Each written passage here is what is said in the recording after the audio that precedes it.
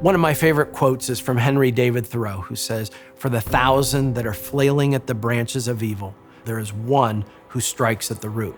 That was our strategy. Find that root striking in Pennsylvania. Welcome to my office. This is it, the front seat of my car. Part of what I love about Pennsylvania is it's a microcosm of America.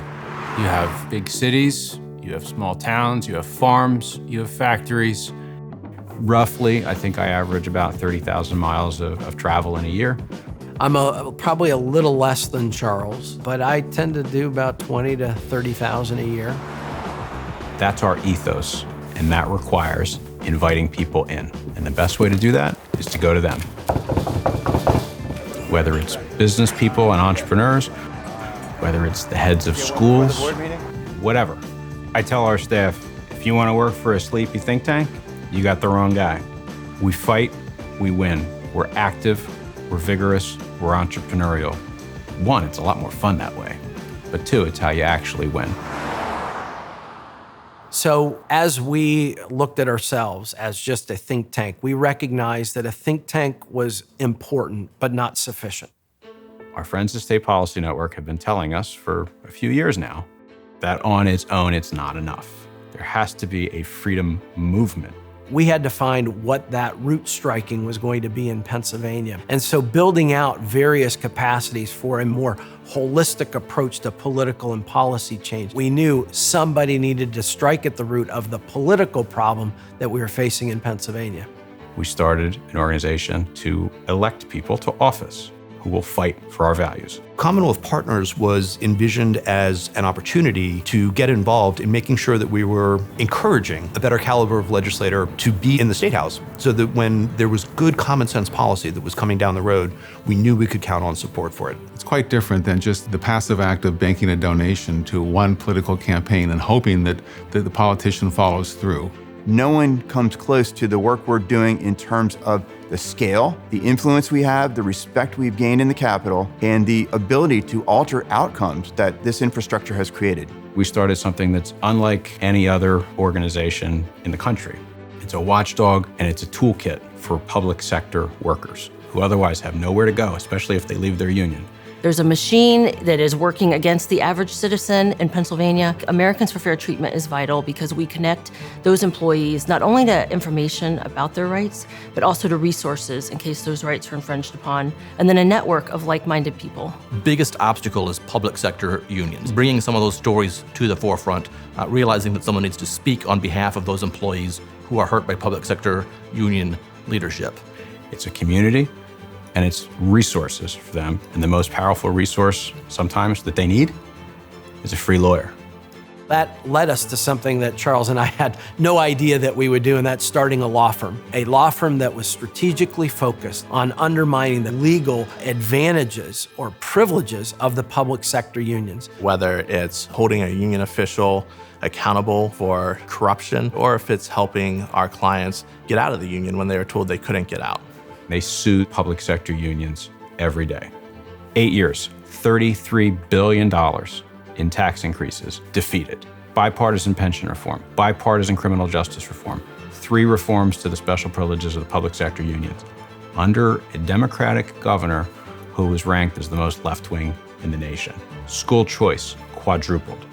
We've moved way up the rankings of education freedom and school choice. We have to do more, and we can.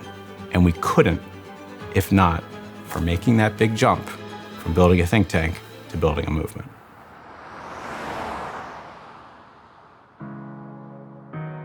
Our movement loves white papers and technical ideas like the capacities model.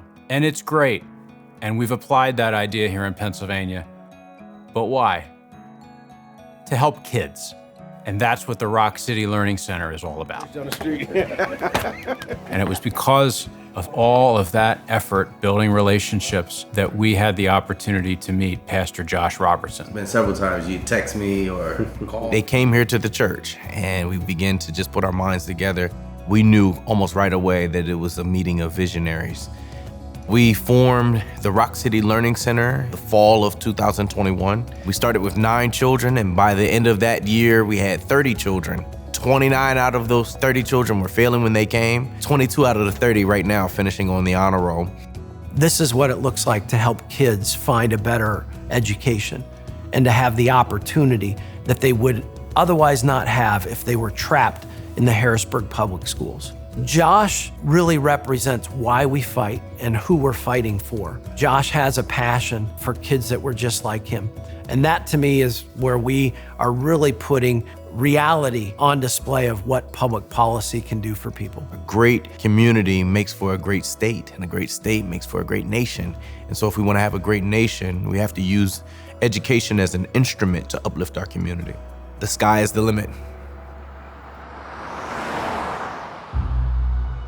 So this is what I love about Matt and Charles. They think about what does good look like. They are all about striking at the root and doing transformational things, not just things that are easy to win. You got to be able to endure the slings and arrows and punch up at power and take on hard things and then get on the road and go raise the money, which is not particularly glamorous because you're not going to win without it. It's easy to get discouraged in this fight, but it's important to remember that we don't have to have a majority of people on our side. So long as we're an irate, tireless minority, we can win these battles.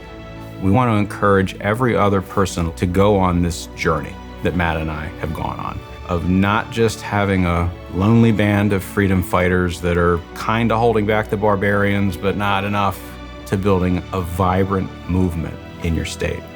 To go from bearing a lot of what you have to do on your own shoulders to having partners in this effort, to having the smartest, most qualified, most kick-ass people that you can find linking arms and doing this work together. We want to see this happen in every other state. Let's go do it.